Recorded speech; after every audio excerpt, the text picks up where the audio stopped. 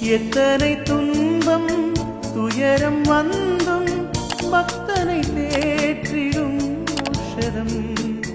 எத்தனை துன்பம் துயரம் வந்தும் பக்தனை தேற்றிடும் ஓஷதம்.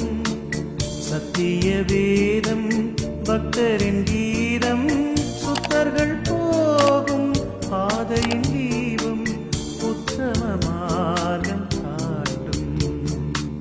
சத்திய வேதம்